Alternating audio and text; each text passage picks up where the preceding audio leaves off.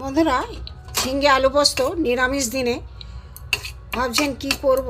ঝিঙে যদি থাকে, শুধু যদি আলু থাকে আলু পোস্তও ভালো লাগে। নিরামিষের দিন ঝিঙেগুলো একদমই গলে গেছে, আলুটা গোটা গোটা আছে। দেখুন, এইভাবে করলে খুবই ভালো লাগে। শুধু গরম ভাতেই খাওয়া হয়ে যাবে, আর কিছু লাগবে না। কালো জিরের যে গন্ধটা না, এটাই ভালো লাগে। কালো জিরে ফোড়ন দেবেন, কাঁচা লঙ্কা পোস্ত একসাথে আমি বেটে নিয়েছি। আপনাদের কাছে অনুরোধ, এই চ্যানেলে যারা নতুন অবশ্যই একটা সাবস্ক্রাইব করে দেবেন, লাইক করবেন, শেয়ার করবেন, কমেন্ট করে জানাবেন কেমন হয়েছে। চলুন প্রথম থেকে শেষ পর্যন্ত ভিডিওটা কিভাবে করেছি আমি দেখতে থাকি। চলুন যাই, ভিডিওটা দেখার জন্য আপনাদের কাছে অনুরোধ থাকলো। চলুন যাই। এই ঝিঙেগুলো আমি তিনখানা বড় বড় ঝিঙে নিয়েছি। এইগুলো আমি টুকরো টুকরো কেটে নেবো, দেখতে থাকুন। ঝিঙে ডালে করব। ঝিঙে আমার টুকরো করে কাটা হয়ে গেছে। ঝিঙে পোস্ত করব, এখানে টুকরো করে ঝিঙে কাটা হয়ে গেছে।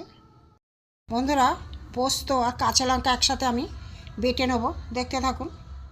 বন্ধুরা, পোস্ত আর কাঁচা লঙ্কা বেটে নিয়েছি, নিয়ে আমি একটা জায়গায় তুলে নেব। শিলটা পরিষ্কার করে নেব। শিলেই বেটেছি, আমি মিক্সিতে বাটিনি। শিলে বাটলে পোস্তটা ভালো বাটা হয় কাঁচা লঙ্কার সমেত। বন্ধুরা, জিবি ভ্যারাইটি থেকে আপনাদের স্বাগত। আজ আমি করব ঝিঙে আলু পোস্ত, সম্পূর্ণ নিরামিষ। যারা নিরামিষ পছন্দ করেন তাদের জন্য বিশেষ করে। এখানে আমি তেলও গরম হয়ে গেছে, এখানে আমি ছোটো চামচের 1 চামচ কালো জিরে দিয়ে দিলাম। ফোড়নটা মোটামুটি ফুটে গেছে। এখানে আমি কাটা আছে ঝিঙে আর আলু, একটু ভালো করে নেড়ে নেবো। একটু ভাজা ভাজা হোক, তারপরে দেখা। ঝিঙে আলুটা অল্প করে একটু ভেজে নেবো। বন্ধুরা, ঝিঙে আলুতে কিন্তু আমি হলুদ দেবো না, ঝিঙে আলু সাদাই খায়। এখানে আমি নুন দিয়ে দেবো, দিয়ে একটু ভালো করে ভেজে নেবো। দিয়ে আমি একটু চাপা দিয়ে দেবো, ঝিঙেটা একটু নরম হবে, একটু চাপা দিয়ে দেবো। চাপা দেওয়া ছিল, দুটো খুলে নিয়েছি। নিয়ে ঝিঙে আলুটা একটু নরম হয়ে গেছে ঝিঙেগুলো। এটা আমি কাঁচা লঙ্কা আর পোস্ত বাটা, অন্য কোনো মশলা আমি দেবো না। হলুদও দেবো না, কাঁচা লঙ্কা দিয়ে বাটা আছে, লাল লঙ্কার গুঁড়ো দেবো না, পোস্ত বাটা আমি এতে ঢেলে দেবো।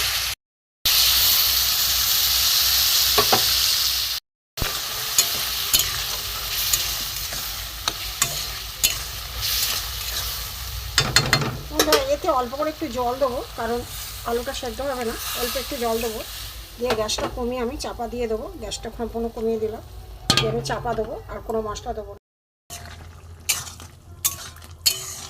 আলু সেদ্ধ হয়নি, আলুটা সেদ্ধ হোক, তারপরে দেখাচ্ছি। চাপা থাক, ঢাকাটা খুলেছি, দেখি আলুটা সেদ্ধ হয়েছে কি। ঝিঙে তো সেদ্ধ হয়ে যায়, জল জিনিস। একটু আছে, আমি গ্যাসটা বাড়িয়ে দেবো, দিয়ে একটু শুকনো মতো করবো। এতটা জল আমি নামাবো না। বন্ধুরা, একদম শুকিয়ে গেছে, একটু শুকনো শুকনোই ভালো লাগে।